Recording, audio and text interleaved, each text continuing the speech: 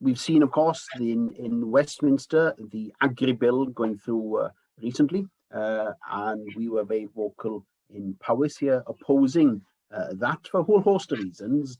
And it's important to remind people how both Conservative MPs as fodder duly supported it. But the fear of it is, of course, is that the true agenda is to lower standards in terms of welfare, environmental, and a whole host of other standards.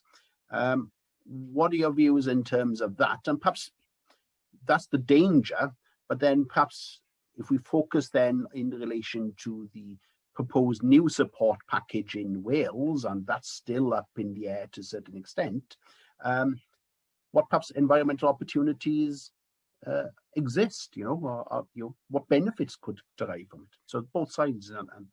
Yes, well, we'll come on to the proposals for Wales in a minute, because I think there's a lot more, that we need to say, I think, about sort of Brexit and the Agri Bill and the Internal Market Bill as well, which is, it's the Internal Market Act, which is effectively an assault on devolution, and we'll come on to that maybe in a minute.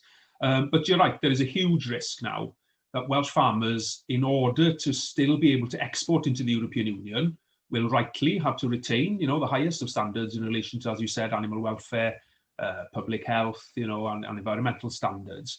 But at the same time, the risk is, as the UK government negotiates new trade deals potentially with the US and other countries, South America, Canada, Australia, New Zealand, they're all, sort of, some have been concluded, others are still in the mix.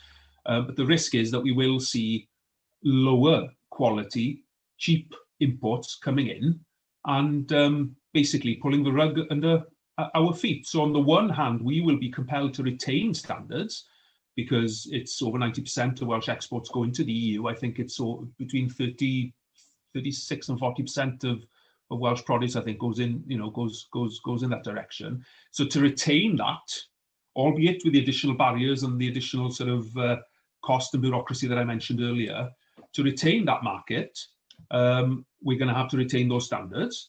But of course, there is the risk then that coming up behind are going to be the cheap imports that are going to be sort of undercutting us. So we are, looking at the perfect storm potentially, and the government refused the opportunity to legislate to make sure that, to guard against that and to make sure that wouldn't happen.